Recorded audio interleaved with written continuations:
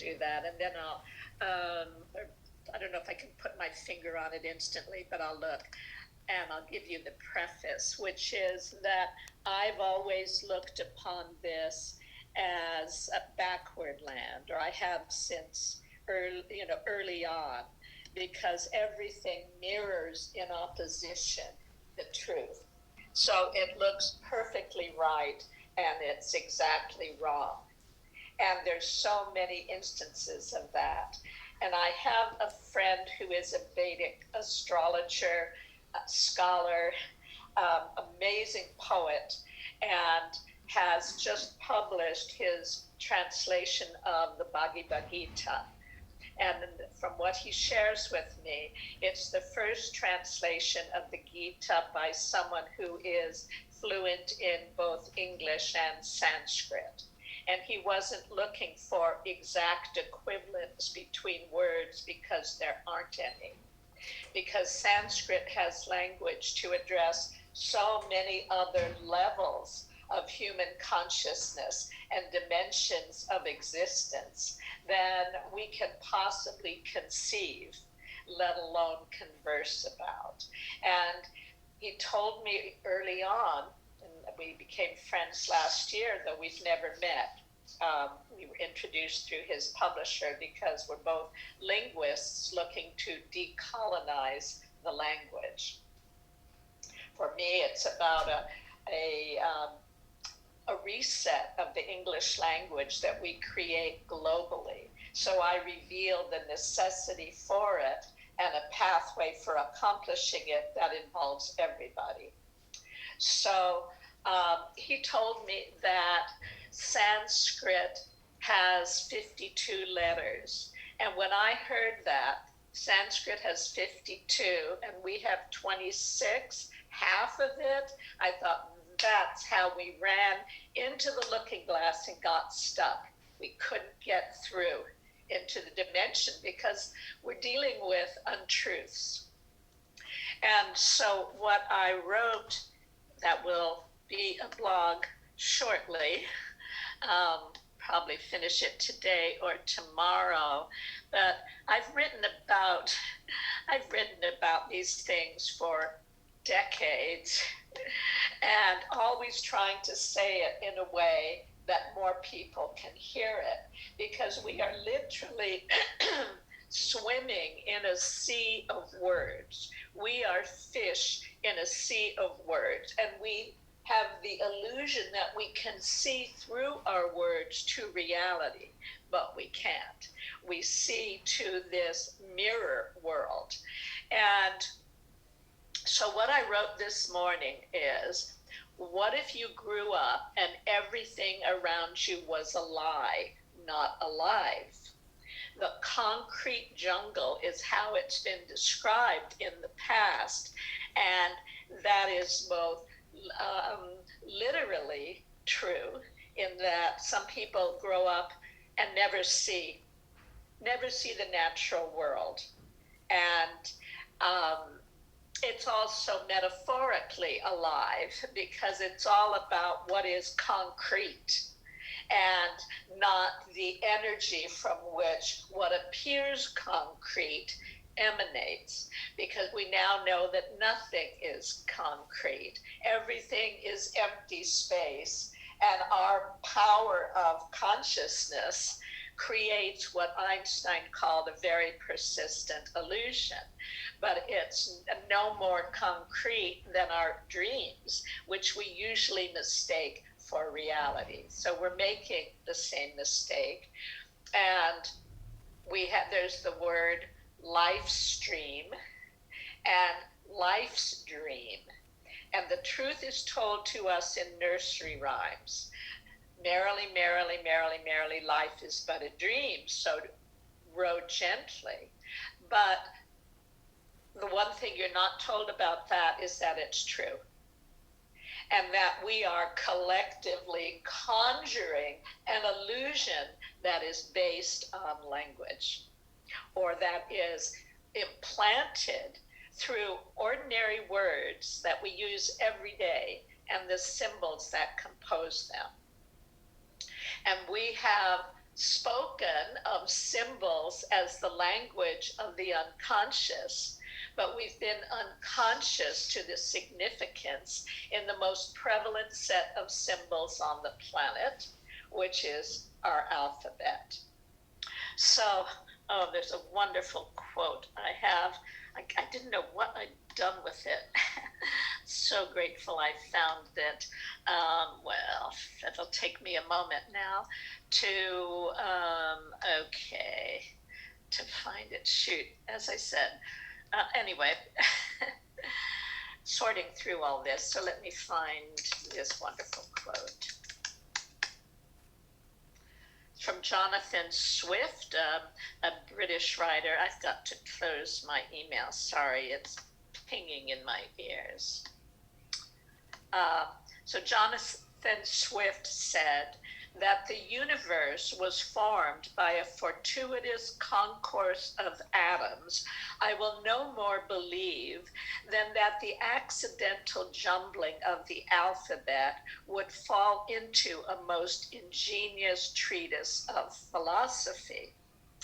And now that I'm looking at that again, I think it's actually true. I think you could take the alphabet like a bag of runes, scatter it on the ground or a table and read it. And I think you'd get a lot of echoes and reflections. Years ago, just FYI, I worked as a psychic, and I had never studied astrology, numerology, or any of that stuff because I grew up feeling very backward, very ignorant, and all sorts of other very negative self-images. And years later, I learned from a psychic I studied with that the more advanced you come in, the more backwards you can feel. And I felt extremely backward in backward land. So I'll get back to the alphabet in a moment, but simply to say it's all code. And there have been people who've studied what they call the esoteric alphabet and what the derivation and the implication in the symbols. I have not been so much a studier of other people's work, but a downloader of divine ideas. And because they were so ahead of where other people were in their thinking, I got a lot of pushback that reinforced the sense of being really stupid. But it's the system that's really, really stupid, and it's kind of unbelievable. I thought I must be missing the point, not realizing that it was a very dull point. So what I wrote today that relates to your daughter's resistance to learning, which is a highly justified resistance as far as I'm concerned. And I read the first piece of it, which is, what if you grew up and everything around you was a lie, not alive? What if you came in filled with light and wisdom, as we all do, and you were conditioned into believing in a fiction about the nature of reality, society, and eternity? How would you best operate to achieve your intentions for arriving on these shores and not to completely lose your way if you had no sane guide to see your genius and mentor you? So for me, my pathway to sanity was because I was of sound mind. I heard the echo in words that are supposed to be unrelated, and yet told the secret that was hidden in plain view about the very dark underbelly of the culture we are in. So Shakespeare asked, what's in a name, or what's in a word? And I came up with insights into words that helped me find my way into reality. And all this is prefacing a quote I wanted to read to you.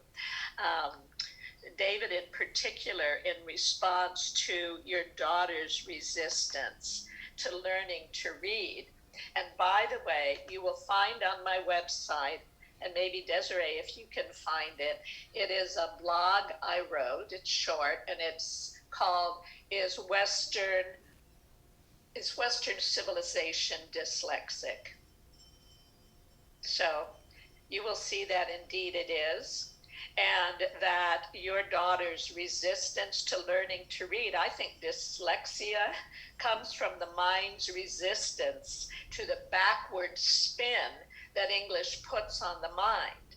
And we've talked about, or people who play games with sticks and balls on a table, they talk about putting a little English on the ball. Well, we've put a lot of English on consciousness and on the way the world spins. And in my fairyography about an elemental being who goes through the looking glass into this dimension and has to deconstruct the language to find her way back home again. That's the one that captured her. Sorry, that's the one that got her, because she's definitely into the fairy world and connected, not into it like entertainment per se, but as a way of life and a way of being and as a way of reality. So she's in tune.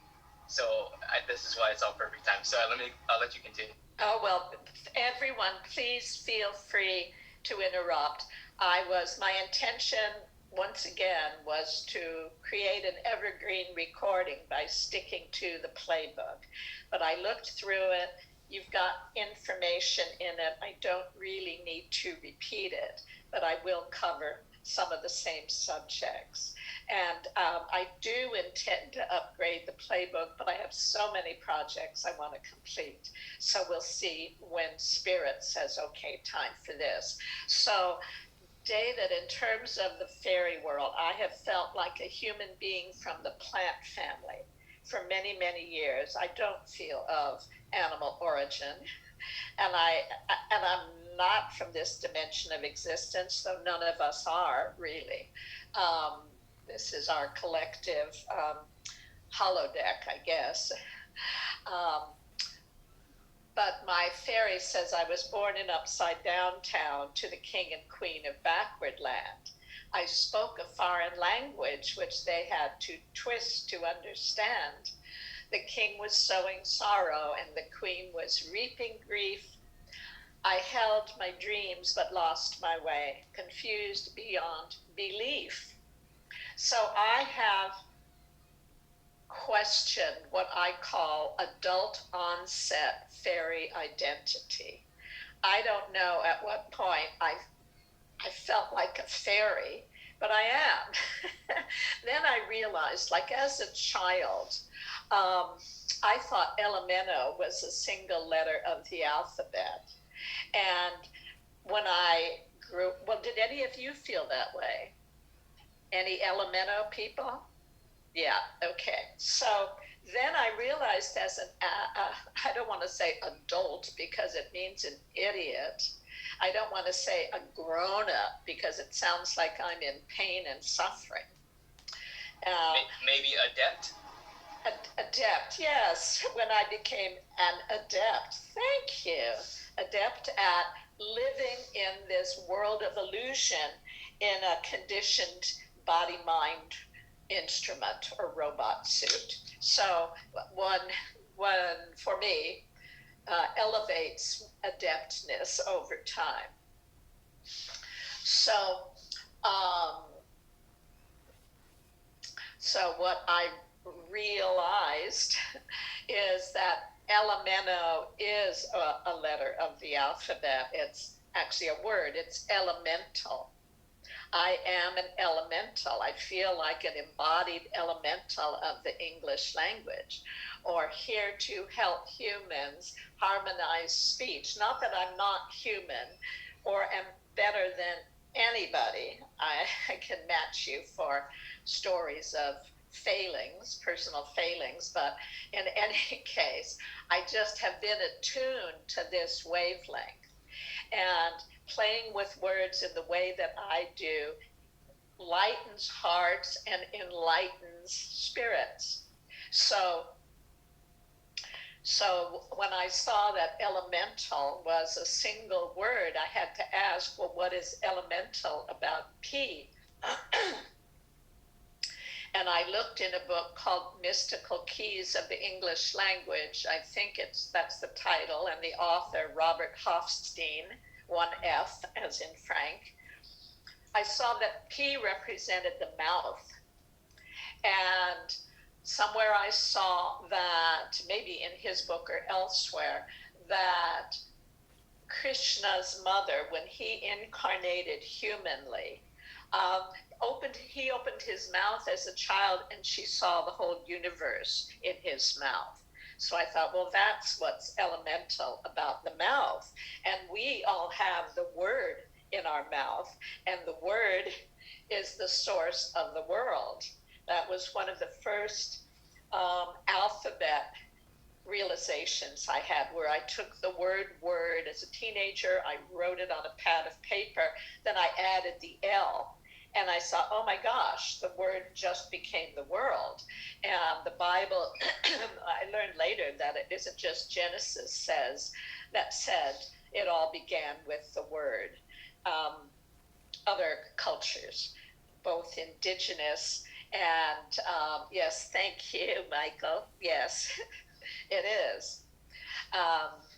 It's the spinning motion. It translates, or it was meant to be, the affairs of humankind. But the sound is the spinning motion. So a lot of times people say, who did this to us? I think the nature of sound does it to us. That sound carries resonance, frequency, magnetism, and words emerge from the convergence of consciousness and culture.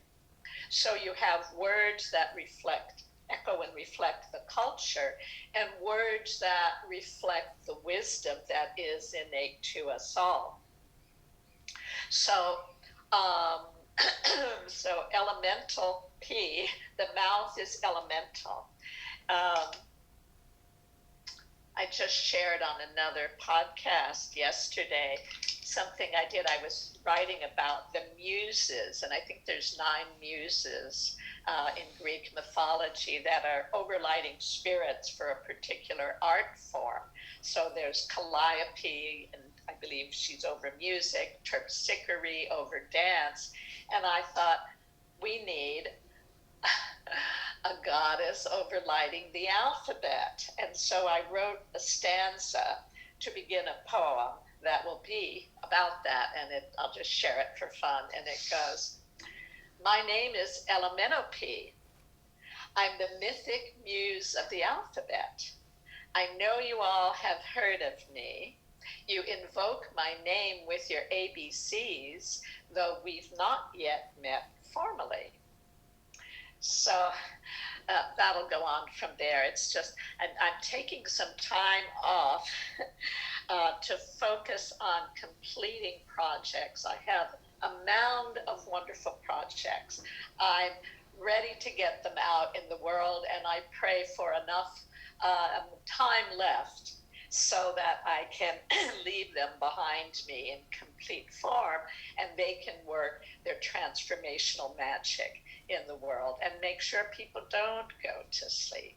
We're born awake. Charles Bukowski, a very nihilist poet of the 20th century, said, most people are born geniuses and buried idiots.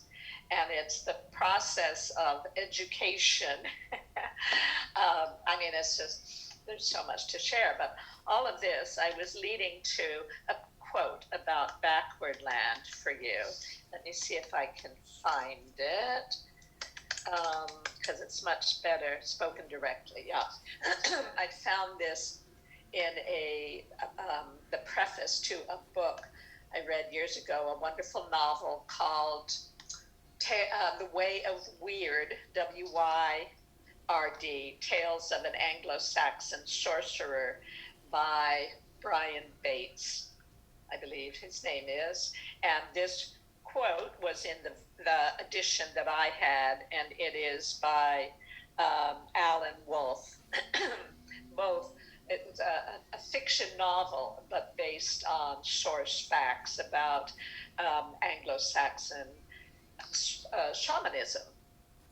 So, in the preface, Fred Allen Wolfe wrote, "When the Christians came to power in Britain, anything heathen was automatically bad. Consequently, everything that had a strong meaning to the Anglo-Saxons was reversed 180 degrees." And when I read that, I thought, backward land. And he says, oops, I just lost it. Shoot. Well, take that in for a moment. Okay, where did it go? He says, this reversal not only affected the people and their traditions, but also the English language we use today. So I believe dyslexia or your daughter's resistance has to do with not wanting to accept the backward spin that English can put on the mind. And that makes perfect sense. That just makes perfect sense for just who I am, my wife is, and the life that we lead is not, I guess, against the grain, but it's not even that. It's I would say on a transcendent level. You know what I mean? Well, not that we're super advanced or anything like that, but we're just looking at things naturally and from attempting as best we can, because we were brought up in this backward land, to go inside out first, or start that process. And yes, we've started that years ago, but it's always like the beginning to me. That's so fun. I took a little, and I want to hear, since we have a small group, why doesn't everybody take a few minutes to introduce themselves and how it is we've converged here. But first I want to share in the chat, let's see, something about, you've been doing this for a while, but it feels new, or you're just at the beginning, is that right? Can't hear you. Yeah, the more I live, the more I realize, it's like the more you know, the more you realize you don't know. Yes. So it's always like a new awakening. You get to a certain level or realization, you live it, it kind of serves its purpose, and you get in your zone, your rhythms, and then just feel like you're dropping possibly again, and all of a sudden another awakening. So it's just this ebb and flow, this in and out, this breath, this constant, and it's just kind of this wave that we're always riding. I don't know how else to describe it. Yes, that's perfect. And I want to hear more description. I want to hear from the other two first, and then we can. So when you are in the now, you are new in every moment, both ancient and newborn simultaneously. So anyway, yes, please. What did you want to say? You're muted again, David. Oh, okay. So Lily, would you be comfortable sharing, unmuting and sharing? A little. Okay, thank you. So I saw somebody on Instagram posted a video of yours. I don't remember what the caption was, but I liked the caption and I clicked on the video, and that like 2 weeks ago or a week ago. So then I signed up for your newsletter or your emails, and my first language is Spanish. I have a 2-year-old son, and I'm the same thing as David. Like, I want to make sure I do all I can, my part in teaching him not all the lies, which I gone through all the lies too. And so give him as much truth, even though the truth is always kind of evolving, because there's always more truth coming out, or more awareness. but at least the right path. So the English language is very important. And then, yeah, so that's why I'm here. Thank you so much. Where are you living? Is there any way for some of that background noise to be quieted? I don't think so. What does it Whose sound is like? that? It sounds like hammering and a man's voice and Probably me. Maybe a child's voice. That's me. Wait, let me go to the other room. Oh, that's lovely. Thank you. I have my headphones on, but I guess that doesn't help. So, if you are homeschooling, David and Lily, I personally know probably one of the greatest homeschooling geniuses on the planet. And I'll just tell you, I met her in the most magical way I've ever met anyone. And I'm going to give you her information so that you can fulfill your intentions with cultivating the innate genius within your child and doing your best to protect the child from cultural insanity. And COVID has been a great blessing in lifting up the prison gate of schools so that the parents can have a greater influence if that's within their range to do. So years ago, there was an actor-director who wanted to do a documentary on my work and a feature film. And I was writing a story for a feature film based on his relationship with his daughter. And anyway, he had a big popular movie that then carried him away. But while I was writing the story, I wanted a magical name for the little girl, and I wanted it to have the rhythm of da-da-da for the first name and da-da-da for the last name. So I was going Christabel, Christabel, Christabel, because that had the rhythm I wanted. And I wanted to go out for a walk, but I was just compelled to stay at my computer and work. And fortunately, that was the case, because then the phone rang. And a woman said, "Hello, my name is Christabel, and I want to tell you about a sale at the body shop." I would have missed the call otherwise. And I said, "Christabel, who are you? How did you get that name? And what are you doing with your life?" So one of the things Christabel was doing, she was just helping her sister out, preparing to sell her franchise in the body shop. But she worked with her best friend, a woman named Risa Brown, and that's the name you need, R-E-S-A Brown,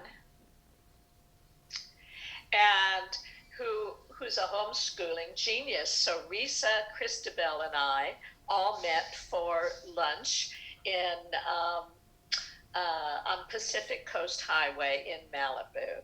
And Risa, when her children were little, they'd been diagnosed as dyslexic, dysgraphic, and disruptive.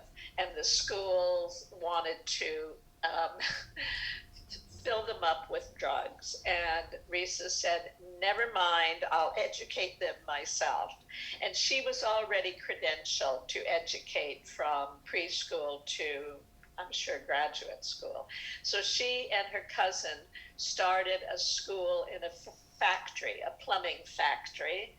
I think that was a relative, may have been the owner. And the school was for their children and the workers' children. There was no grades, no homework, no pressure, but support in the many areas of interest that bubbled to the surface in the children. Her boys weren't interested in reading till they were about 10, and that was fine. And all of the children were ready for university level classes in their areas of interest, not only intellectually, but emotionally and socially, at the ages of 10, 11, and 12. And they all became Renaissance geniuses. So one of Risa's sons, so her first book is called The Call to Brilliance, and it tells that story. She now has a total of 9 books. And one of her sons, who, when I met them, he was a teenager. I believe he had already been a webmaster for major companies, and his sister as a teenager, did some of the video graphics for Lord of the Rings. So this youngest son, webmaster, studying astrophysics at UCLA, writing a novel, was a painter, and a black belt or some, high level in martial arts, and was just about to go to the Princess Grace School of Ballet in Monaco. So that's what I mean by Renaissance geniuses. All of that is within us. And one of my very happy words is the word entelechy, Entelechy. And we talk about actualizing potential, which is a dream no one fulfills, except I just gave you an example of what a teenager was doing. So now we know why no one fulfills it, because few get the support necessary to fulfill it. And entelechy means an actuality as opposed to a potentiality. And it means the force within us that seeks self-actualization.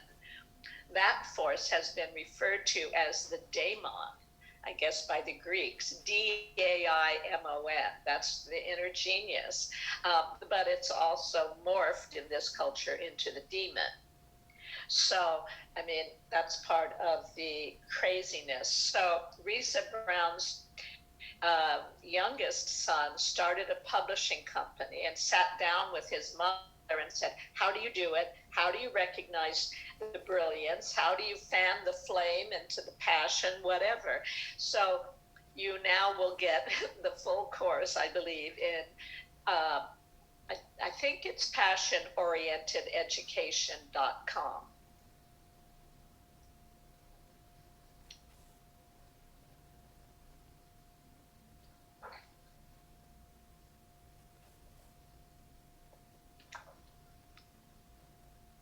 So what your intention is with your children is truly divine.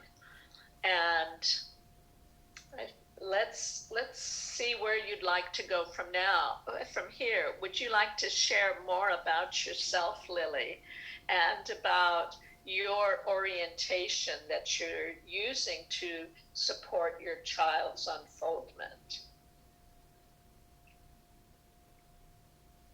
Oh, sorry. Well, right now, since he's just starting to speak, and he sees, once in a while we see like an energy worker that cleans him up and tells me what's happening with him. Other than that, it's my spouse and I, and just letting him do his thing, because he's still like he's still young. That's so perfect. Please get Risa Brown's book. She has one that's an imaginary tea party with Maria Montessori. Okay. And she uses, for Maria's conversation, she knows all her books frontward and backward, evidently, because she inserts things that Maria has said. And it is about doing what you're saying, which is to provide the safety, the security, the love, and and whatever else supports that child's interests. And really not trying to educate, because the children at this age are plugged into infinite intelligence. And if you make space, their natural knowing comes forth. And look at the word knowing, for goodness sakes, it's about negation. And the original divine admonition was no, no. No. And we have the word smart is also an expression of pain, something smarts. So you get burned for knowing. Yeah. You know, on a lot of different levels. So we're just playing with the language that's like an out of tune piano. And what I see as a necessity is that we start tuning it up. And the YouTube that you saw, Lily, is The Secret Spells of the English Language. Yeah. And someone, I posted it in 2010, someone, and are you familiar with that, David and Michael, with The Secret Spells? Okay. Yes. So when I came up with that, I thought, well, this is really interesting. But there was also a big so what? And then I got what the so what was, and it was that language is software, it's filled with cultural biases, and we can collectively, creatively upgrade it. And after that, I learned that Confucius, when asked what he would do first if given charge of the administration of a country, he said it would certainly be to correct the language. He said if language is incorrect, then what is said is not what is meant. And if what is said is not what is meant, what needs to be done remains undone. And if this remains undone, art and morals deteriorate, justice goes astray, and people stand around in helpless confusion. And so once I recognized it, I've had a pretty solo path, and the corroboration has come secondarily, which has certainly been helpful on certain levels. And we have someone who's just joined us named Lorena, and we will invite you to introduce yourself in just a little bit.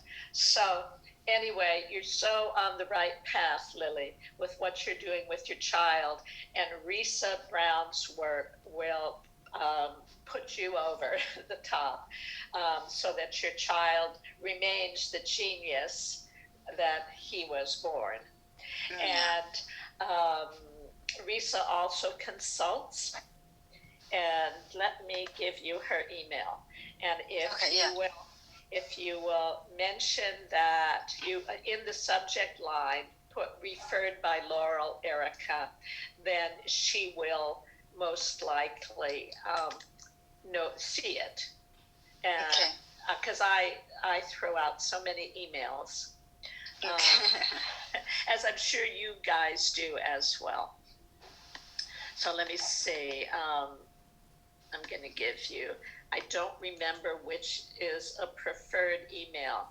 So I'm going to put in the chat the two that I have for her. Okay, and good. Let's see. Okay, chat, I need you to open. There it is. Lorena, thank you so much. I see that your internet necessitated your being late, but you'll be able to hear the first part when you listen to the recording. And cheapers, it's not letting me copy this. What did I do? Yeah, here it is.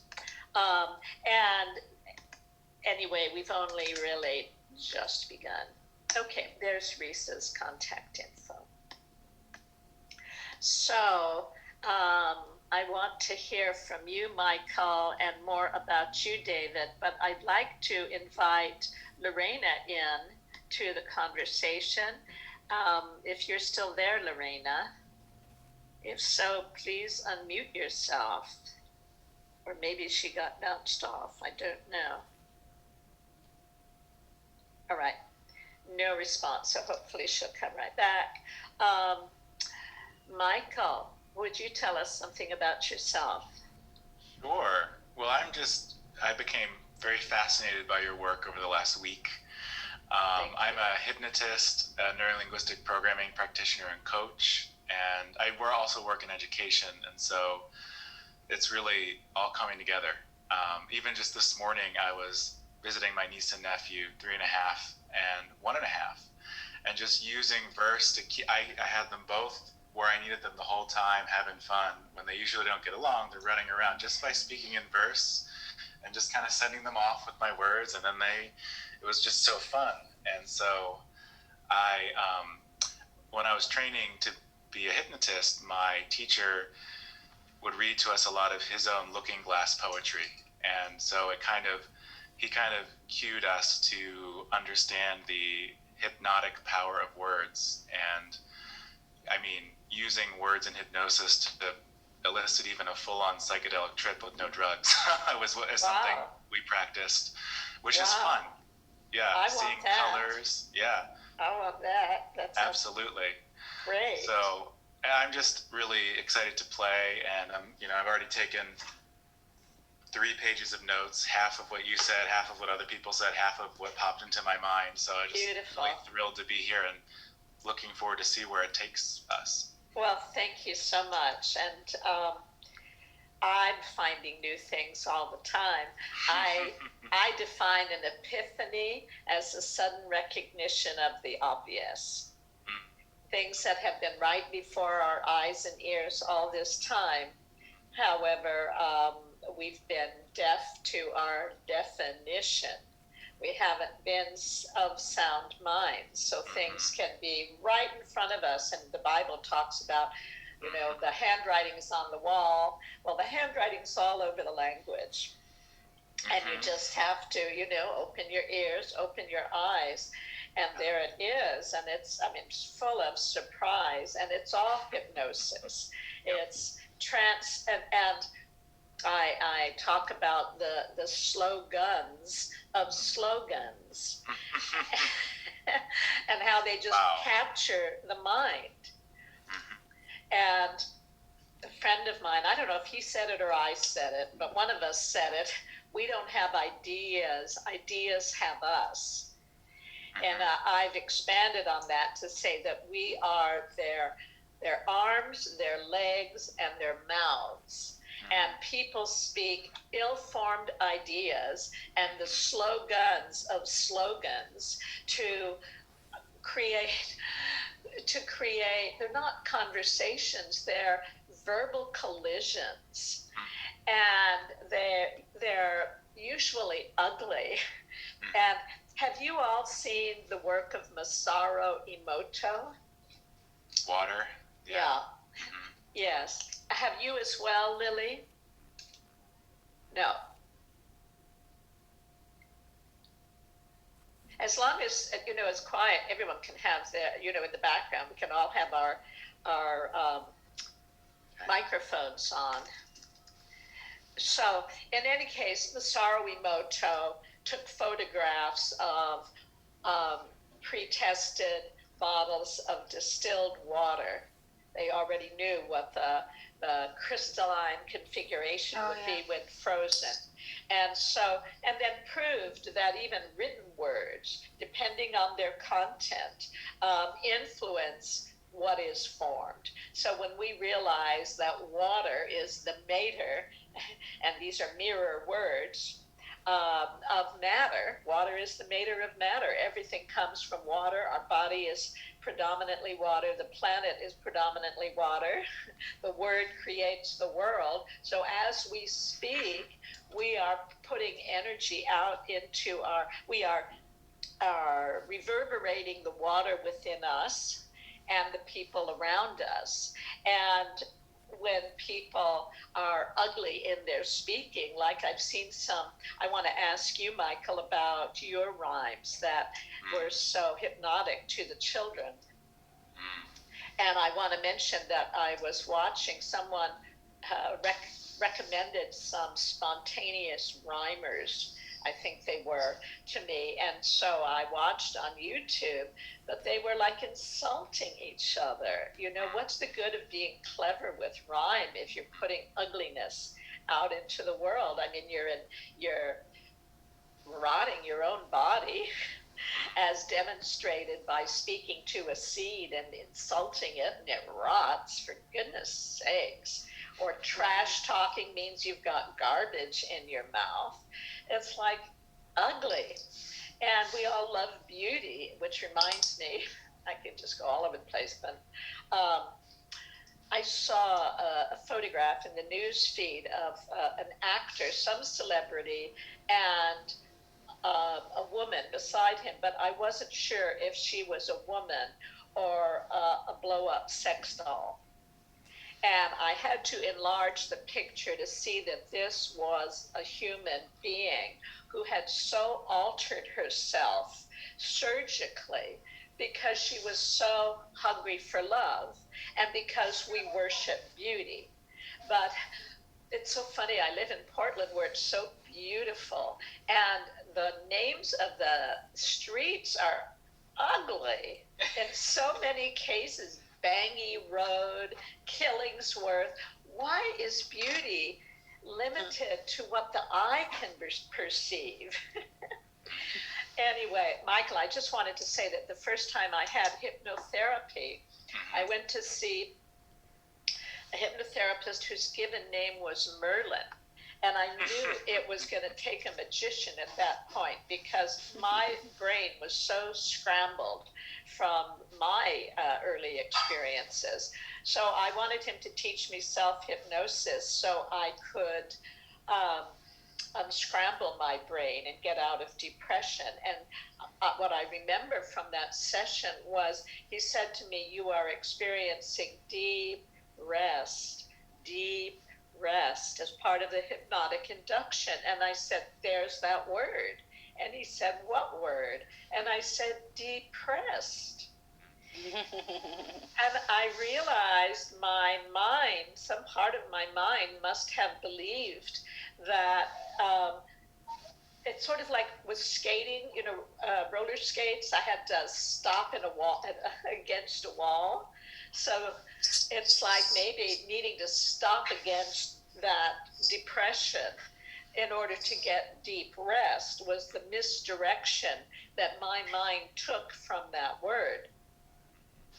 And when I asked a cousin of mine who's a psychiatrist, he said that there is the belief, I guess at that time and maybe still, that in manic depression, the depression is the rest cycle. So here, you know, I got misdirected, linguistically misdirected. So, yeah. So, Michael, before we move on, what else might you like to contribute to the conversation in this moment? Well, I think the whirl of the world in water is so important that you brought that up. And I'll read it. I put a little quote in the chat from Masaru. "Water has a memory and carries within it our thoughts and prayers.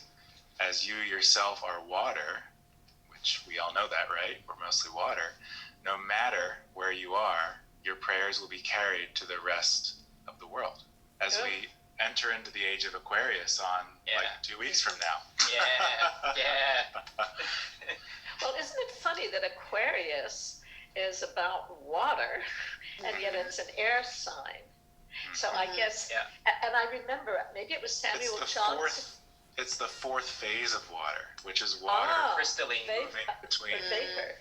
Vapor. Yeah. Thank you. So we're going from Pisces, which is the sea, you know, the Pope's fish hat, and moving into age of Aquarius, which is air, like you said. Vapor.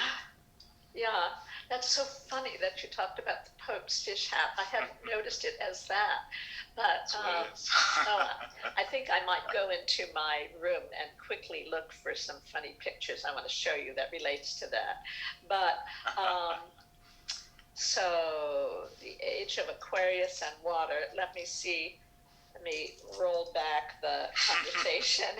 Please. And find, okay, oh, it was just that I was going to share that long ago, and at this age, everything is long ago. I had a dream where I had a little bit of water in a clear plastic bag, and I was pouring it out the water, and then I heard, water is the mirror of my mind, and I can see clearly through it. And I believe that there is a divination process called scrying, S-C-R-Y-I-N-G. I've never looked it up, but it might be reading from water. And I may have an interruption behind me, and it looks like I am. Hello. Thank you for being as quiet as possible. So Masaru Emoto and Message from Water. And I researched once, like cymatics. Somewhere I found that research began with Galileo, which I thought was pretty extraordinary. Anyway, that sounds have patterns within them. So wouldn't we want to put out, beg your pardon, David? It just creates shape in our reality around us. Yes. Like you said, the word, the vibration. Okay. Yeah. So, well, just imagine what will happen. Like, I have a poem in the book that you'll receive, David, which is called Word Magic, Wordplay That Puts a New Spin on the World, in that whirling way of spelling it. And it's a collection of some of my poems that I arranged in a particular order to illuminate the perspective that all of my poetry I wrote to contribute what I know about words. So I have a piece called Open Heart Synchrony.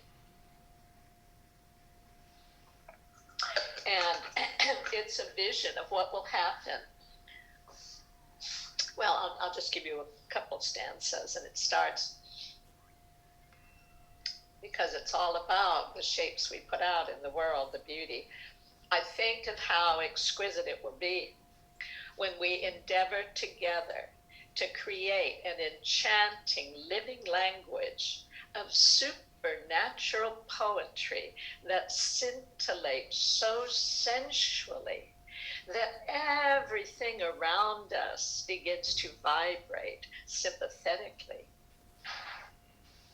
Our words will ring so true that our honest expressions initiate lyrical sensations that every creature can appreciate, since we are all interconnected genetically and electromagnetically.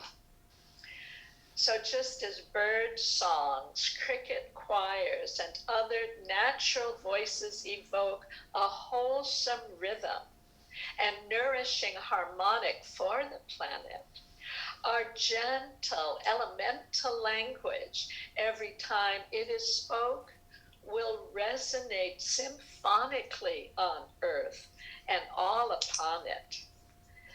Then, when we give our words, if they can't be broken, we shall spin gold every time they are spoken. This may sound absurd, but let no one scoff it, for when truth be told, it will make us profit. And it goes on from there. It's about 3 pages long. And when I was writing it, I said to myself something you may not, an expression that may no longer be current. But I said to myself, you are really gilding the lily here, Laurel. I mean, painting it on too thick or whatever you would call it.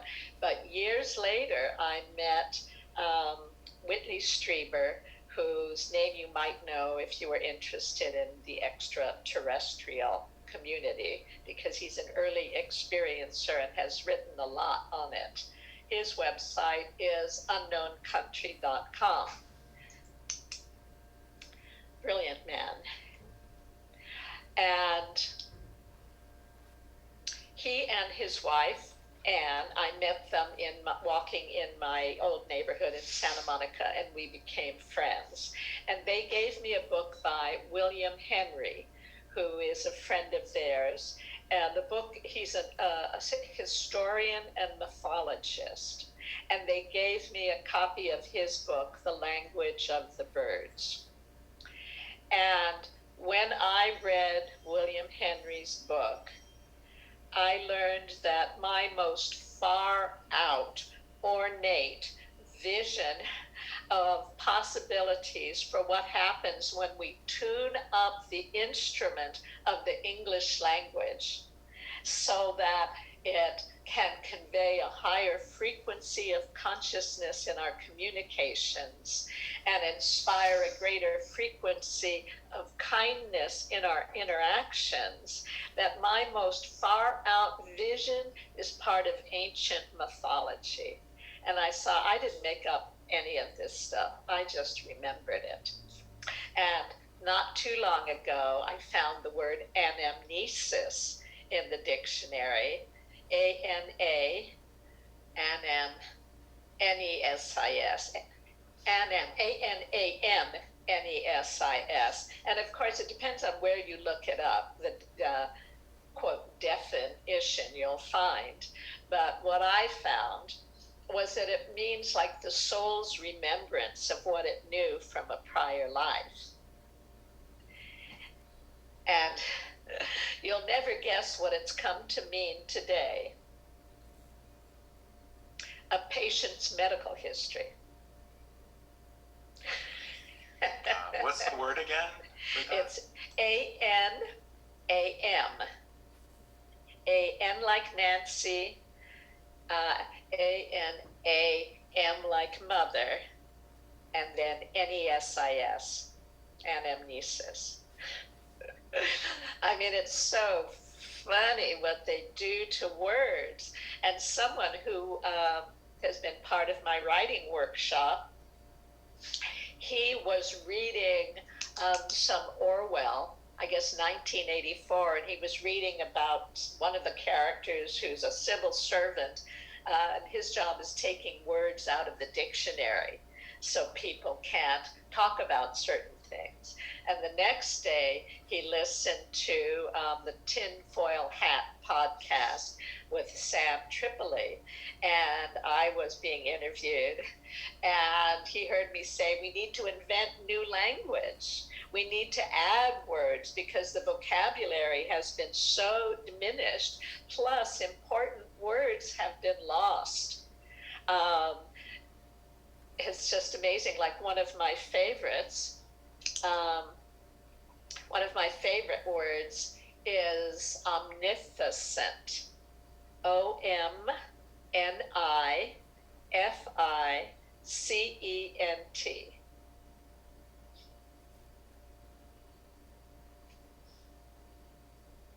And do any of you happen to know what that means? Amazing everywhere.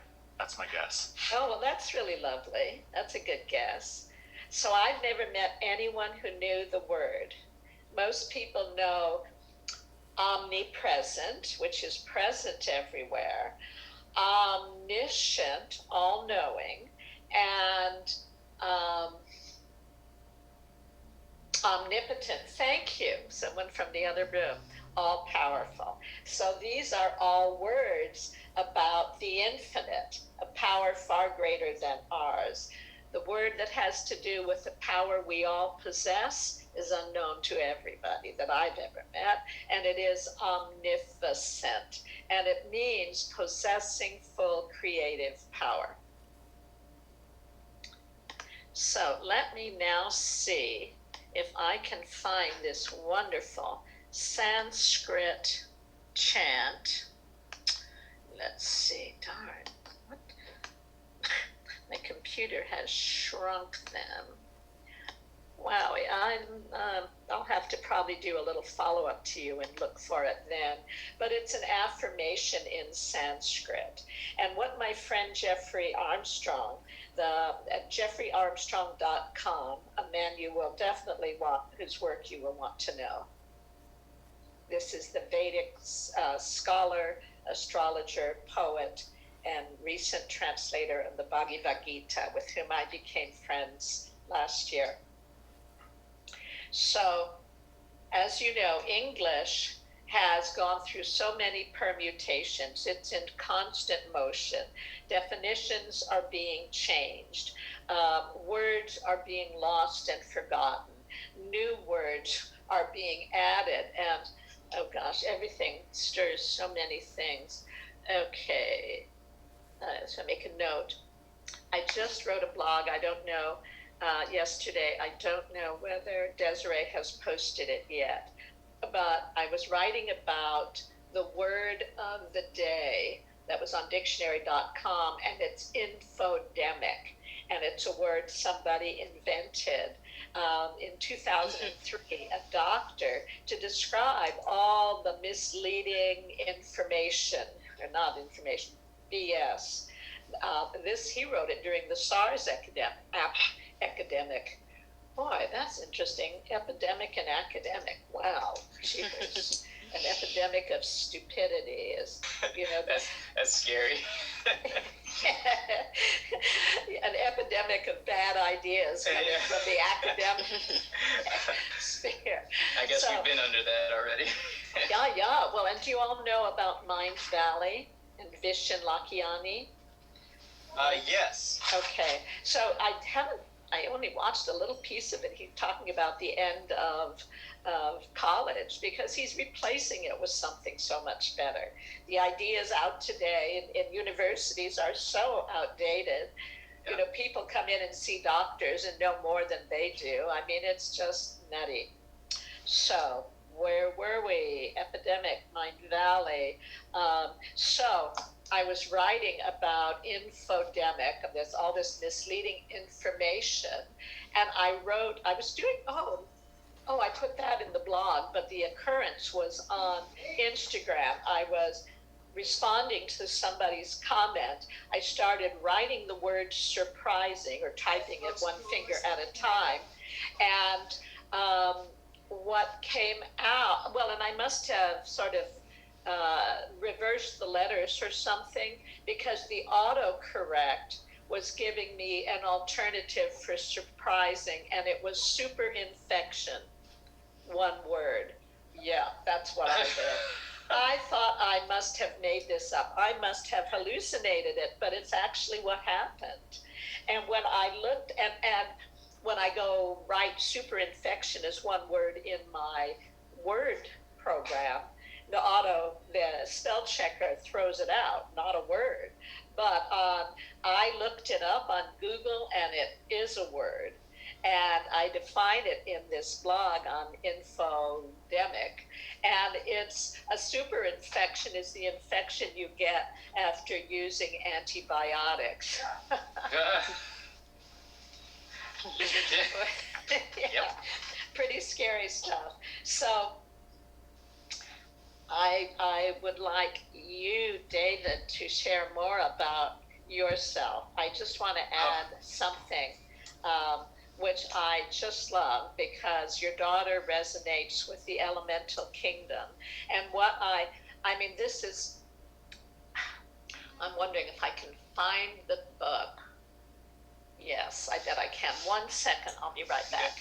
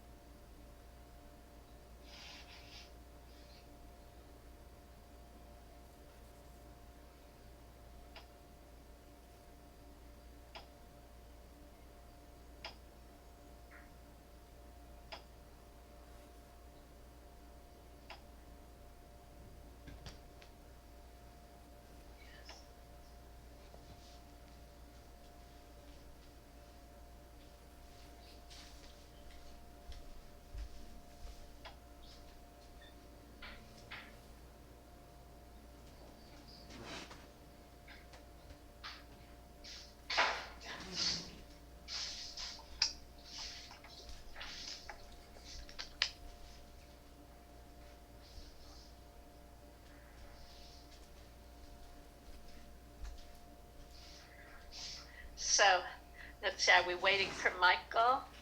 Is he around still? I think he must have just stepped off for a moment. Okay, I'm going to do the same then. I'll be right back again. Okay.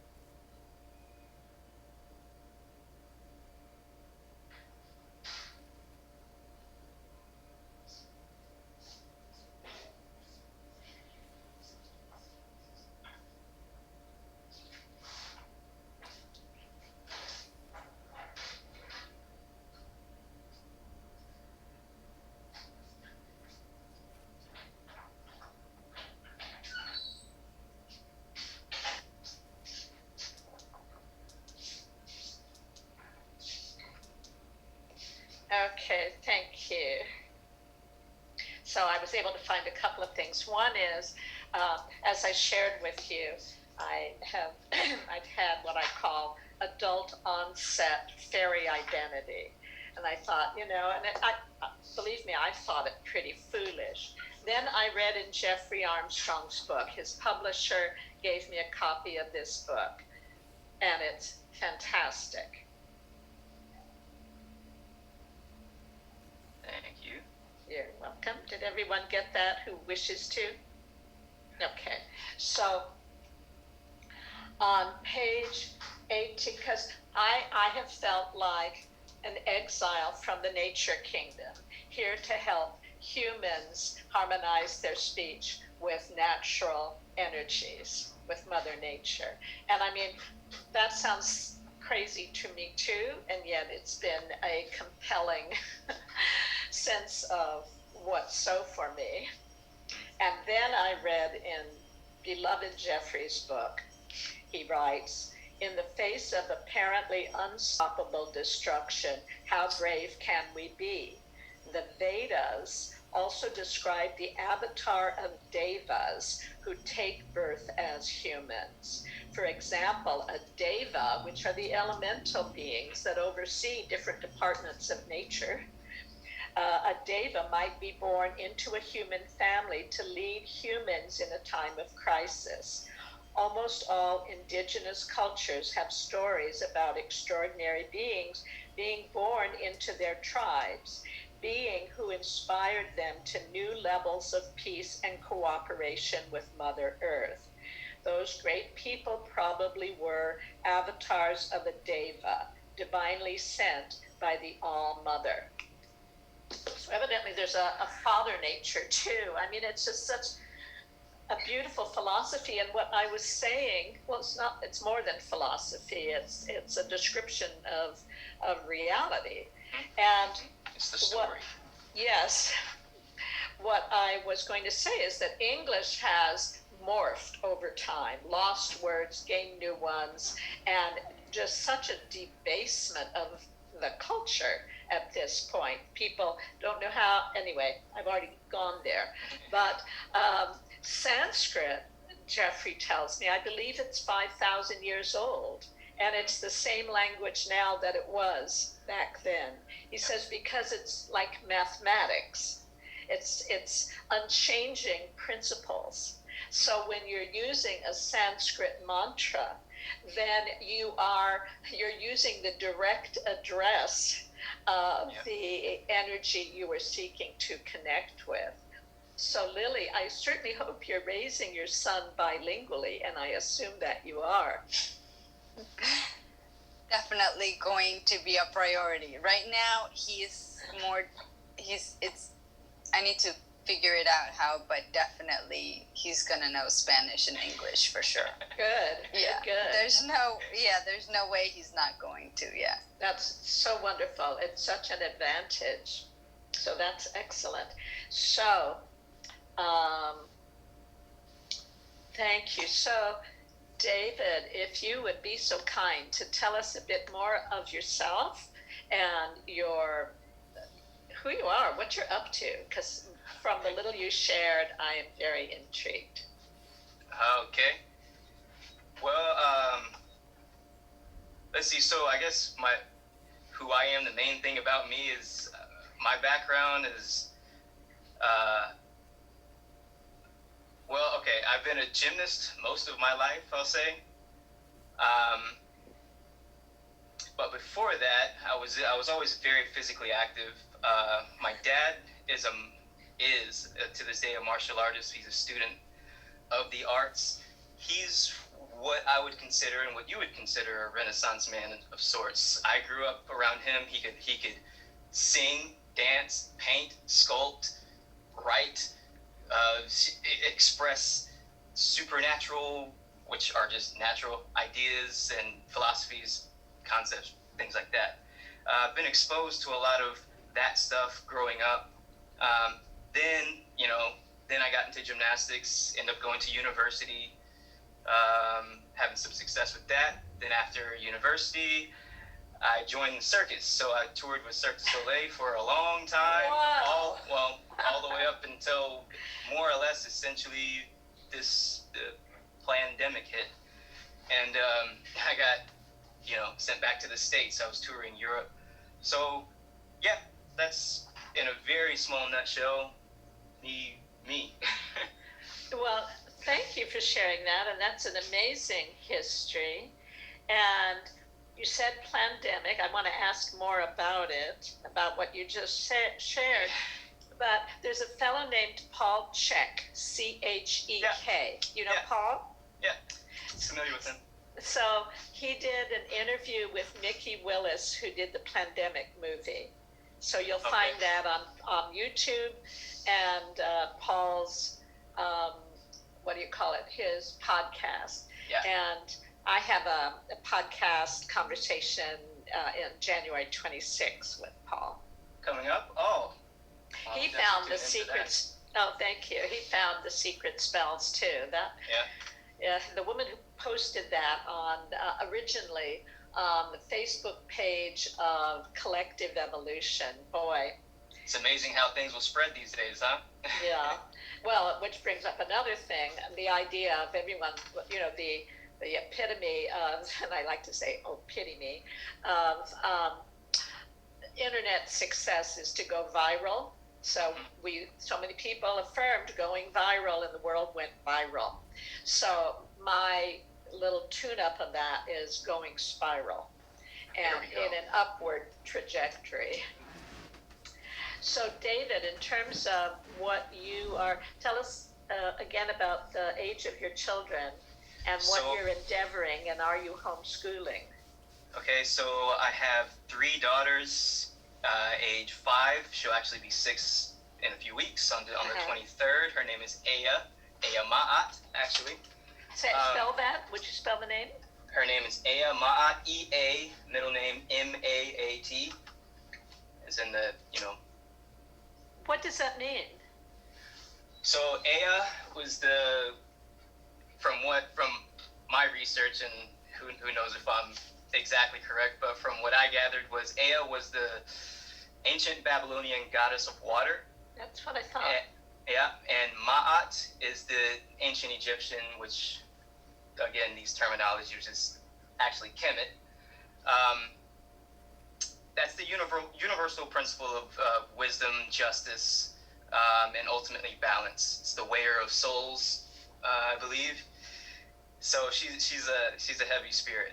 Then I have she's our youngest, and our middle child is Gaia Soleil. Gorgeous names. Yeah, they're all gorgeous humans too. She is 8. She'll be 9 in January. Then I have our 10-year-old, Sanoa Jade, Sanoa Jade, middle name. Yeah, those are my babies, and yes, they are homeschooling. We had we moved around quite a bit, with the circus and stuff. For a moment, we were settled down in Austin for about almost 4 years, and they did Waldorf school there. So they did kindergarten at Waldorf, and then we moved to New Zealand for almost about a year, and they continued with Waldorf there. Since coming back from New Zealand, I've been touring a lot, so it's been homeschool since then. Fantastic. Yeah. And if you have any YouTube, go ahead. Oh, no, go ahead. If you have YouTubes that we could see you in action, if you'd be so kind as we'll share everybody's contact information if you would like to be in contact with each other. For sure. Yeah. And it would be wonderful to see that. And two things I want to share from what you just shared. I think it's in the playbook that in the section on the alphabet, I have a piece on rearranging the vowels in poetical order. Okay. So, and it refers to the word A-E-A-E-A-E, which I saw in a book by Peter Bowler, B-O-W-L-E-R, called The Superior Person's Book of Words. Really fun. And so, and A-E-A-E-A-E is supposed to be the island on which Circe, the bewitcher in the Odyssey, lived. And so I think it means magic or esoteric arts, something like that, as well as being related to water.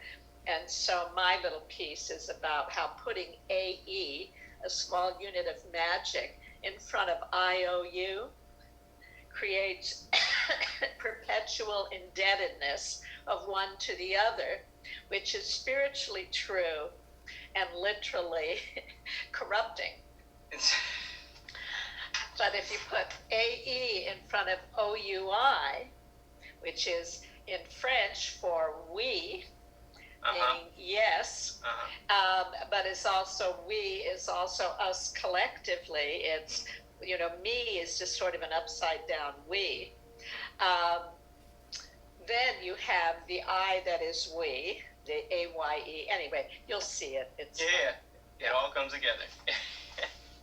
So, gosh, gorgeous names for your daughters. How can they be anything less than divine beings when they are addressed in a way that resonates with their highest self? I mean, that's just gorgeous and genius. Speaking of Renaissance geniuses, in Los Angeles, and are two of the three of you, who's in Pennsylvania? Michael, you're in Pennsylvania? Yeah. And Lily, where are you? I'm in LA. That's what I thought.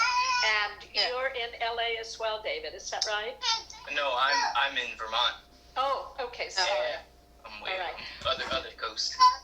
Okay. Well, I just wanted to say, I have a friend who is another amazing genius, and I say another like I've referred you to Jeffrey Armstrong. Well, and your father. But I think, would you now mute yourself, dear Lily? Yes, sorry. That's all right. I'm going to put the email. Yes, exactly, Michael, the Holy See. Absolutely, and thank you for the Masaru Emoto quote.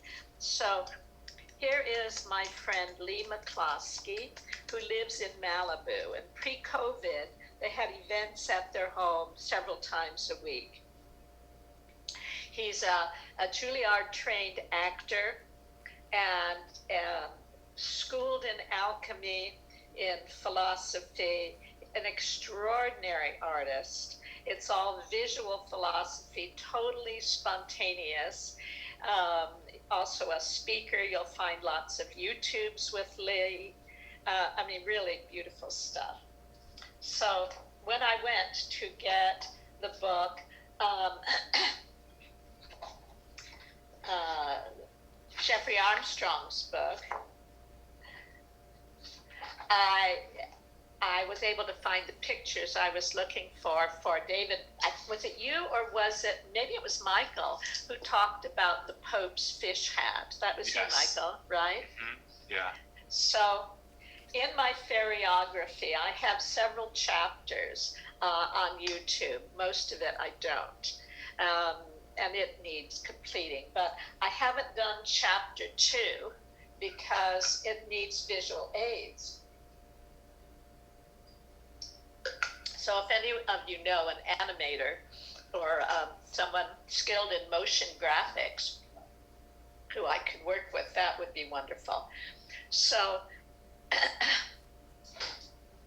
I'm wondering whether to share maybe the first 2 stanzas of my feriography. Would that be all right? Okay, thank you. Of course, what could you say? But yes. So this is how it began. This is how my feriography began. No, you don't need that background. I mean, it's just another funny story. But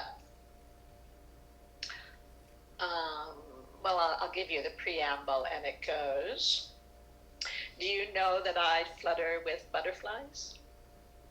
That my heart beats like hummingbird wings? Do you know I've the kind of a natural mind that knows what the hummingbird sings? May I give you a tour of the garden? Just once through, and you too will see that the Lord has just granted your pardon. You've been given permission to be. I am a fairy of the garden variety, which is not an easy thing to be in civilized society. It's challenging to fully flower when no one thinks you're real, and harder still to fit right in when you've 2 wings you must conceal. I had at first believed that all perceived exactly as I did, which is a natural assumption that one makes when one's a kid. But most especially when the adult world refers to birds and bees, to introduce a child to nature's most delicious mysteries and to explain the way new branches grow on people's family trees. That is on you. Well, I'd always known each leaf and stone had stories they could tell. Yeah, exactly. And that the trees speak through the breeze just as the seas speak through a shell, because I share some roots with trees. I read their dancing leaves with ease and even sing with nightingales. My sisters call me Philomela, and that's the nightingale in literary terms. Just as the hummingbirds search flowers to find the lyrics to their song, so I would tune myself to crickets and go chirping all day long. For this was simply second nature, and I thought it was what they meant. Can you imagine my amazement when I found out that they didn't? Well, I simply couldn't fathom how I'd gotten to this place, since my entire frame of reference comes from such a different space. I thought perhaps that I had wandered through the looking glass and pondered how to find my way outside this box of metaphor and paradox, for I'd come through in upside down town to the king and queen of backward land. I spoke a foreign language which they had to twist to understand. The king was sowing sorrow, and the queen was reaping grief. I held my dreams, but lost my way, confused beyond belief. How ossified the king in patriarchal misconceptions, and how brilliant was the queen in monumental self-deceptions. And I wish that I could say that they were singular exceptions, but they weren't the rule, as I know you'll confirm with your reflections. It was as if I'd grown invisible by taking human form, which can lead anyone to wonder why they bothered to be born. I was perceived not as an entity with her own divine identity, but as a daughter who must be persuaded to conform. So it was heartening to hear that many human beings revere primates,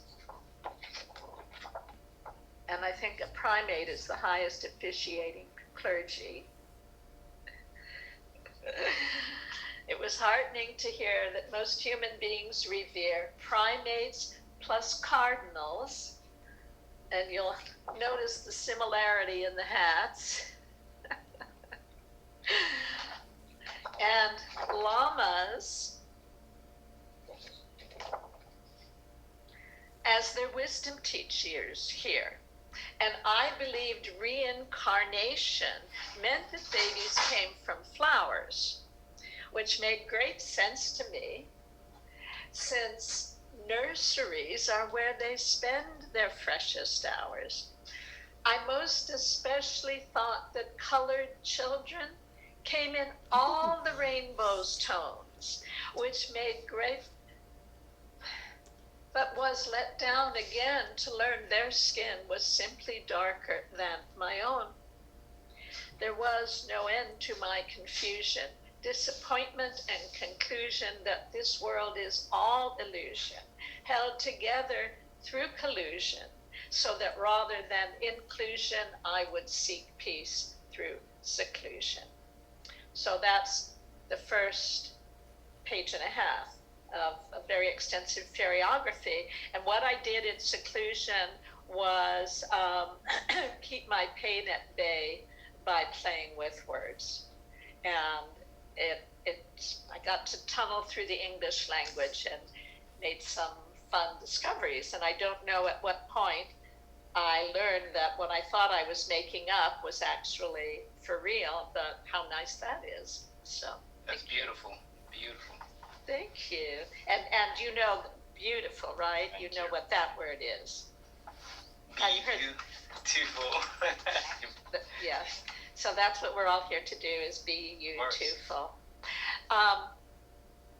I talked about, when I read the little passage about, you know, special people or whatever come as avatars to the devas, every single person born today is an extraordinary being just by the fact of having the courage to appear at this time. At this time, yeah. So there isn't one among us, there isn't one among us who does not have a divine purpose and the capacity to fulfill it. And we are a collective being. We can see each other, not ourselves, because we are one being. And by mirroring and reflecting the best in each other, we help for more of that to be present in the world. And there's some, don't get stung at the spelling bee, just be beautiful. Yes, beautiful. And we need a dispelling bee. So,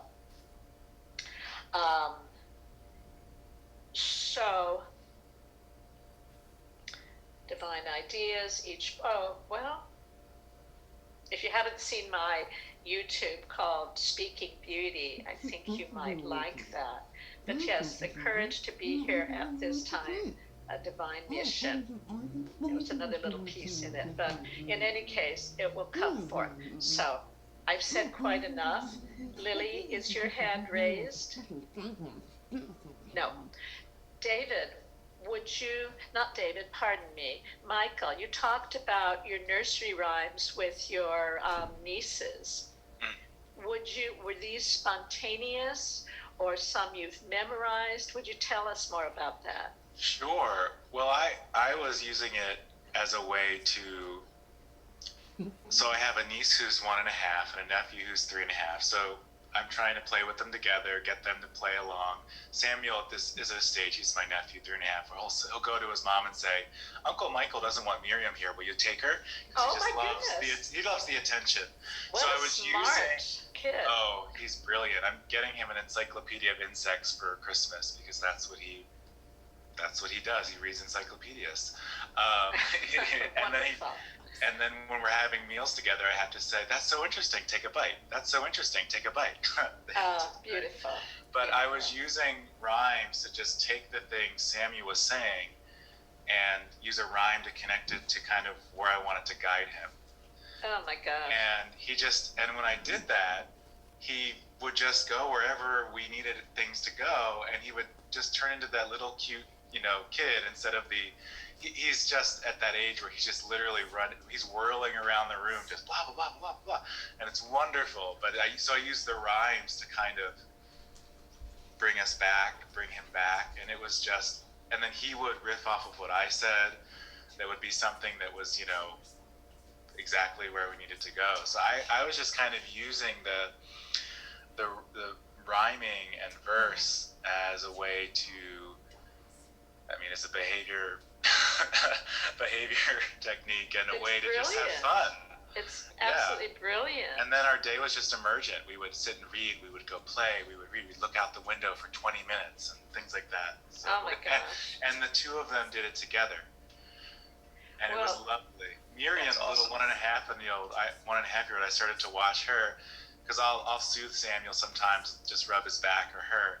And I watched her reach over and soothe his back. Oh. So it was just a beautiful way that I just kind of spontaneously, since getting into this mindset, writing and reading, inspired by you in the last week, to, it was just, we were in our own world together through verse. That's so gorgeous and so brilliant. And Michael, I don't know if you blog at all. I do, but not a lot. I should. That would be a fun thing to write about. Absolutely, and to collect in the book that you're going to write. That's right. Yeah, that would be great. Yeah, thank you. Yes, and are you all familiar with Joe Dispenza's work? Yeah. So I just listened to him the other day, and I don't know whether it was about child rearing specifically, but he was saying that something that he did with his 3 children was he would give them each 3 seeds to plant. And they were instructed with 1 seed to, just plant and water, with 1 seed to say loving and encouraging things to, and with 1 seed to say really mean, hateful things. And then over time to see what happens. And he said we'd go over it till they got it. And it's like, of course, the one that was the recipient of hateful messages rotted. And so he talked about, I guess his son at one point was teasing his daughter, and she said something to him like, I realize that, this is not healthy for my body. Please don't do that. It's all so easy. Yeah. So, well, thank you for sharing that. And that is such a magical strategy. And people have such respect for spontaneous rhyme, for the rappers, even though so much of what they're saying is not growth inducing. But I think parents would feel inspired to get the rapper out for themselves, Yeah. Take the rapper off your words. It's funny you say that. First of all, Michael, I'm going to be stealing that from you. Please. Incorporating a lot more verse within my conversation and with my life with my girls. But one of the things before I even was exposed to Laurel was I do. I mean, I am a fan of hip hop music, but not the mainstream stuff that people are hearing. Stuff with a bit more substance and people that use their words consciously. So there's an artist named Aesop Rock. He's been around for about 20 years. He just came out with an album.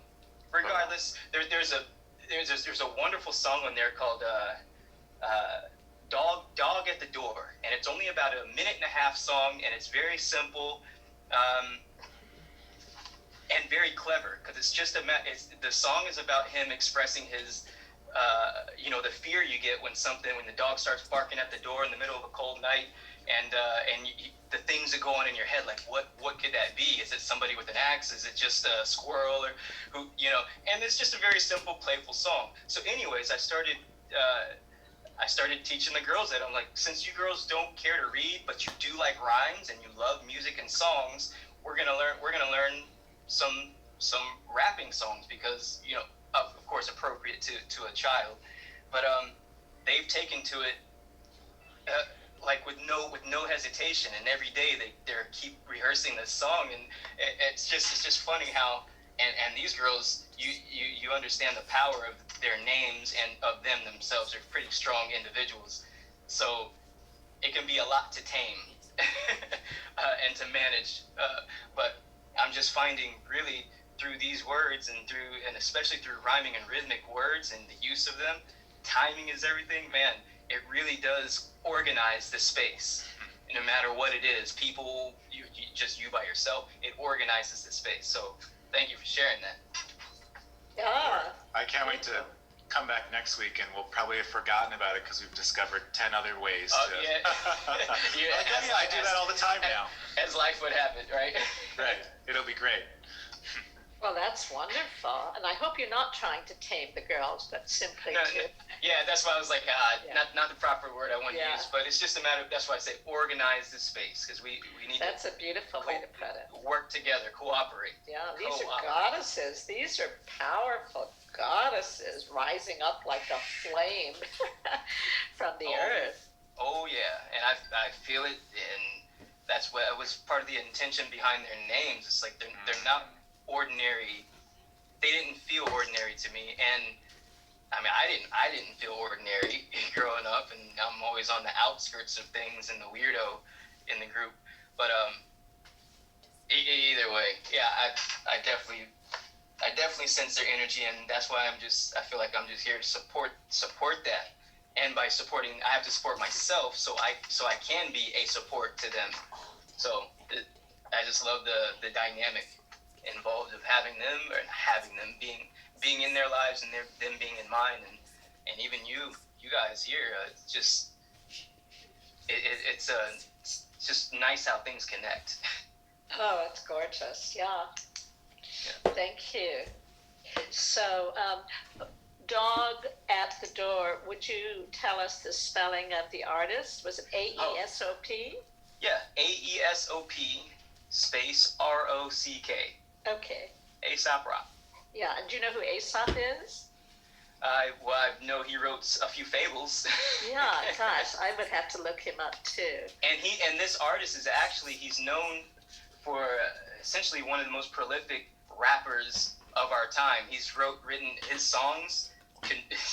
It's crazy the amount of words he uses. I believe that somebody added it up, and it was over 72,000 words that he's incorporating into his music. Wow. Whereas other rappers do, nowhere near his. Good for him.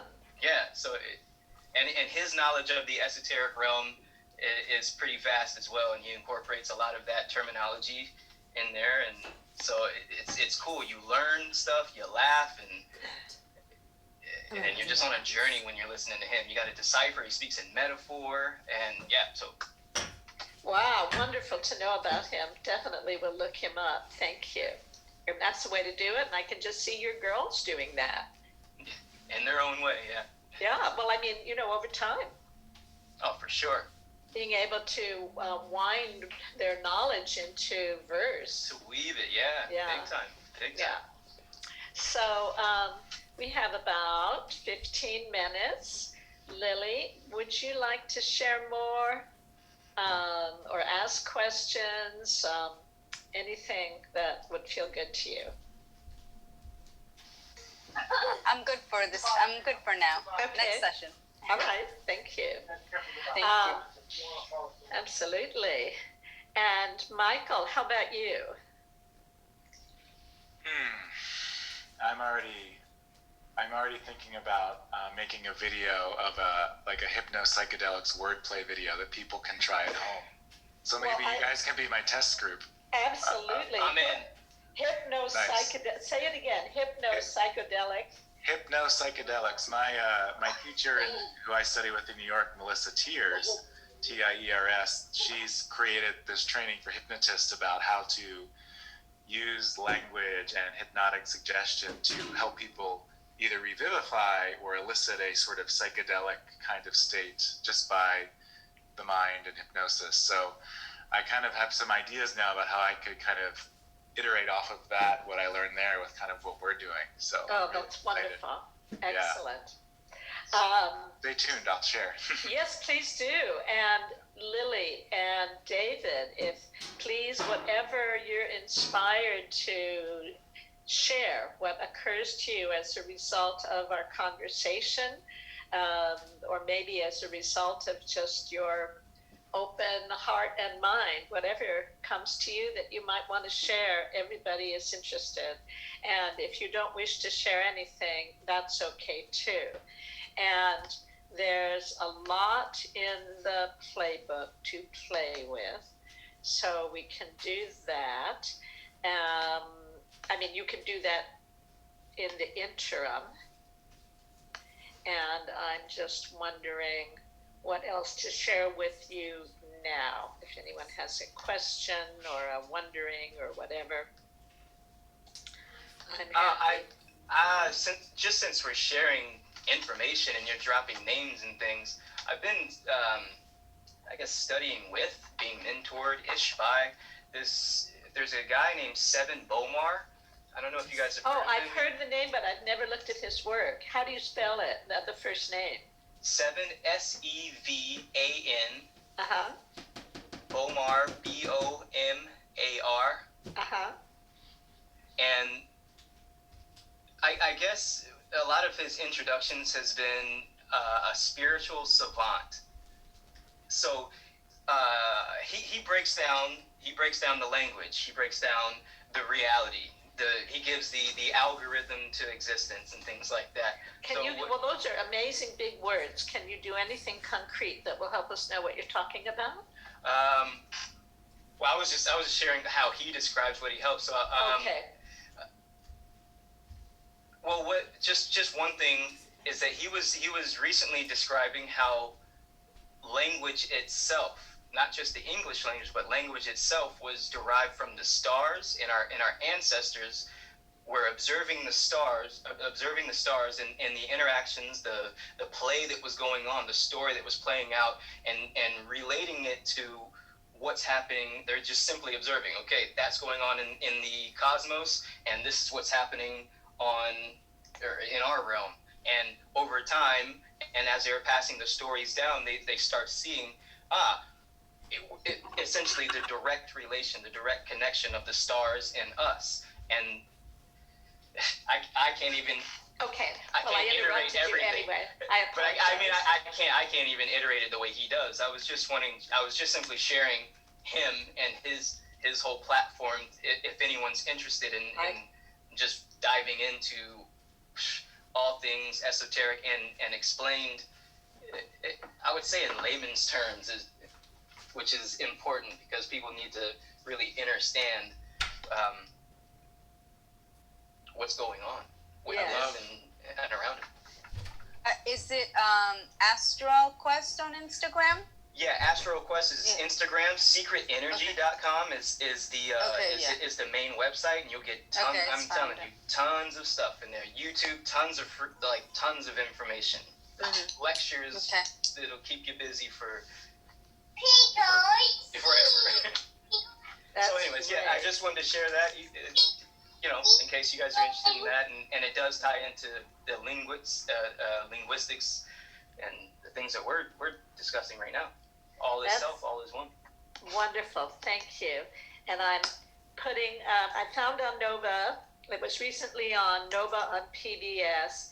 They have a two-part series. One is A to Z, the first alphabet, and the other is A to Z, how writing changed the world. So it's on Nova via PBS. Okay, so now you have that. Thank you. So any and all resources that you can turn us on to all are so welcome and appreciated. Thank you all. So anything else from anybody? I wanted to share one of the interests that I had that kind of brought me here was studying what I'm learning people are calling quantum grammar. And kind of things related to our current time, that there's actually people, one man's name is Russell J. Gould. He has a documentary called Last Flag Standing, who decodes the word magic that allowed for laws to be oppressive to citizens. Right. And he's been posting from Instagram, like from the Supreme Court lately, which is really interesting. There's stuff going on. So quantum grammar is something that I think, I'm not quite sure how it matches up, but I feel it's very related to what we're doing. Well, my question with that, because I've looked at a little of it, so these little kinds of devices that have been used for people to give away their power to the government. So even knowing this and even undoing it, what difference is that going to make? Well, I think so what comes up for me is that people knowing that you can do a lot of things with more freedom. There's a lot of ways to not have to comply. And Russell talks about that.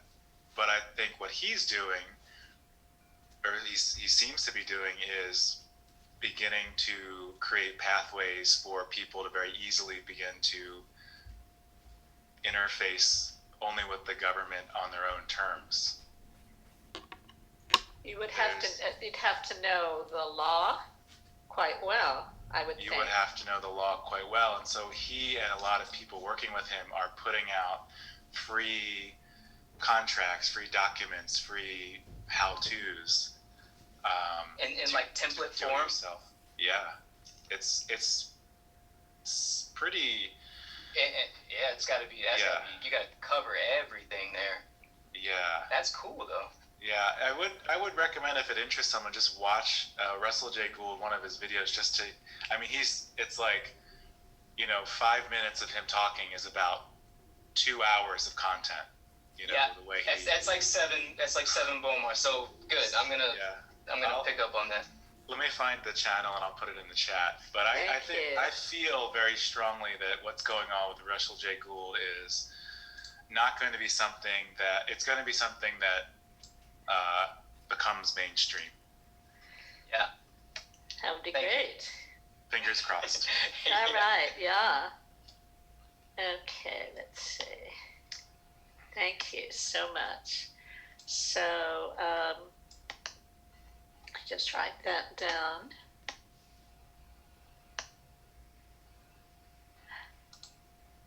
Where did that get? My computer's a little confused. I have too many documents open. Okay, let me just write that down. Thank you.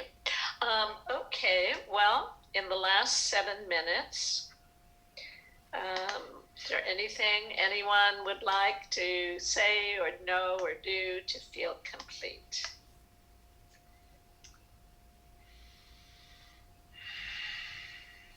All right, let me see if there's anything that comes to me to share with you.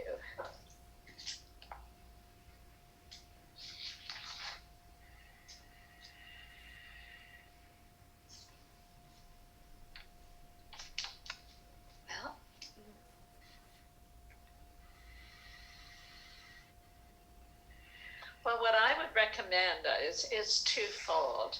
One is to set the intention, so you're putting attention in the web of life, a request to heighten your perception, visual and auditory, about words so that you can hear what might be said but normally is overlooked or underheard.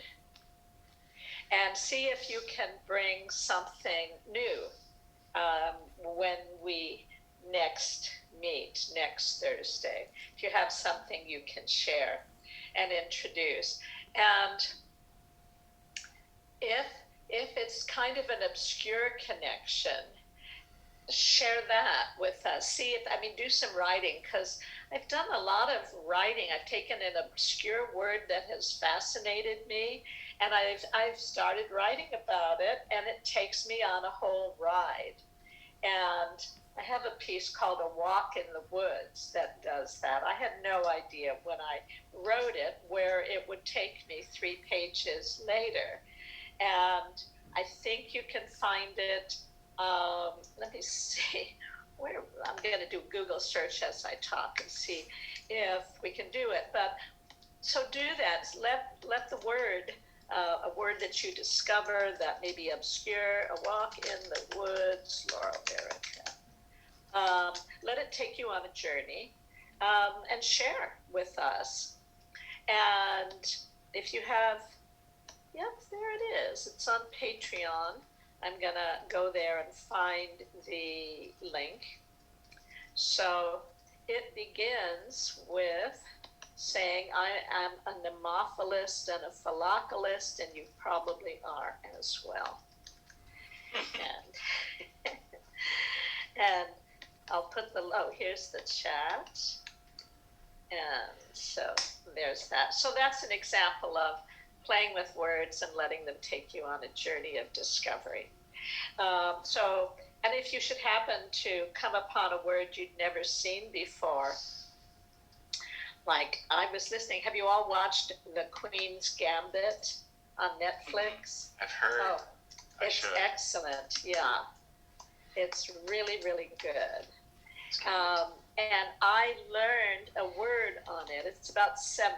And your girls may be too young, probably, because there's, she gets stuck in drinking, the actress, and drinking in pills. But she finds her way. But in any case, I'm always so fascinated by when I hear a new word. And I heard the word in that called apophenia. Someone is interviewing her as she becomes renowned for her chess skills. And she said, oh, this is like apophenia. And I looked it up, and it means in psychology, the perception of connections and meaningfulness in unrelated things.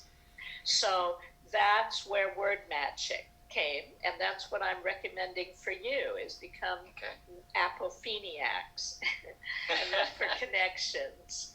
And so that was that. And so yeah, find a new word or find new meaning in an old word, or Michael, come with your hypno-psychedelics, which sounds fantastic. Sure, will do.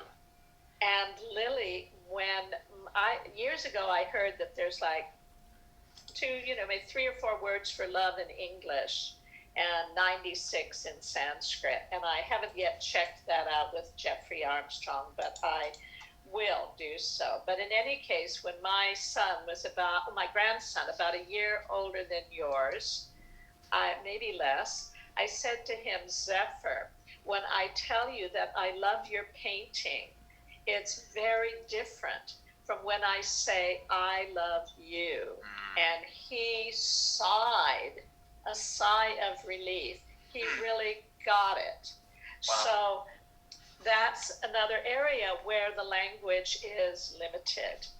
And so come up with some new words. Ask your daughters, and explain, that we have a problem we have many in the language, but one of the things is a deficiency of words to describe different experiences of love related to different objects. Big time, and I've expressed to them like that word love. I believe it's overused and misunderstood. It's like I tell you I love you, and then I say I love pizza. How does that make you feel? Those kinds of things. So they're aware that I don't know what exactly they're aware of, but they're aware that something's going on, and they need to be in tune with themselves to be in time and in balance with it. That's excellent. And somewhere I have, and you might ask them to come up with other words. A word for appreciating somebody's artwork, a word for appreciating their new shoes or some article of clothing, and as well as a word for, and I have a couple of pieces. I don't know what they're called. They're posted somewhere, but I looked at love's letters, and interpreted it my way. L as representing God, O as no beginning, no end, V as spirit into matter, and E as what sets everything in motion, as in emotion. I don't know if you all have seen my book of E. Yep. Okay, so that's free and Noah available. loves it. Oh, I'm so glad. I'm telling you, it changed immediately, something in her. That is wonderful. And please remember that you all have, I invite you to a free one-on-one conversation with me. And about a complimentary conversation. So you just sign up. There should be Calendly. If you don't see where to do that, Desiree is the person who can tell you. And I don't know if she's present at the moment, but I'm going to give you Desiree's email address so you can address her. And David, did you say you're traveling now with your Cirque du Soleil? No, with the state of everything, the whole entertainment industry has been shut down. So no, I've been out of work essentially since March, and it's been beautiful for some things, and challenging in other ways. But oh well. How do you stay fit? How do I stay fit? So you'll be able to do what you do. All I need is my body. If I have my body, I go upside down every day. I do handstands, one-arm handstands. I do all kinds of acrobatic things. It's just how I live, though. And are your girls learning as well? Of course. I didn't force them because this thing can't be forced. So now I'm actually teaching at a yoga studio off and on, and they come with me and we do little lessons, and they're engaged, and I meet them where they are. That is divine. Absolutely divine. So please, if there are YouTubes where you're performing, would you maybe send a bunch, well, if you could post it here, that's great, or send a bunch to Desiree to send to. Okay, yeah, I'll probably send them to Desiree because I'll have to look at them once this is done. And since Cirque owns the rights to your image and everything, so I'll just send you the acts that I did, and there's no guarantee that I'm actually in them, but because they filmed them at different times, but that's what I did. Well, wonderful. And I can send you some of my individual ones that I recorded, but yes, we'll please. Okay. And Desiree, so you have Desiree's email, and Desiree just posted the Calendly, so you can book a time with me. Okay, and excellent. And invite your daughters. I was going to ask you, would it be okay if they or at least one or two of them can join? Absolutely. See you and ask you any questions. Yes. Because she believes you're a fairy. Well, that's lovely. And she goes. She's a fairy, and she rhymes, but then she gives knowledge at the same time. And I was just like, oh, yes, that's what she does. And you love it, I can tell.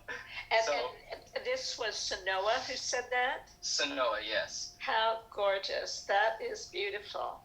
And all right, so I have hers. Good. They call that educational entertainment. And would love to talk with your daughters. Excellent. And you. So, well, it's 12:04. I have so enjoyed our time together. I hope you have felt as richly rewarded as I have. Absolutely. Yes. Thank you. So feel free to reach out to me both for the phone conversation and with email. If you do email, because we're all inundated, please put word magic in the subject line, and then you'll have my attention like a dog with a little treat. So. Okay. Excellent. All right. Love to you all. Thank you very much. Thank you. Thanks, everyone. Good to meet you. Thanks Yes. everybody. Thank Bye. you. Bye-bye.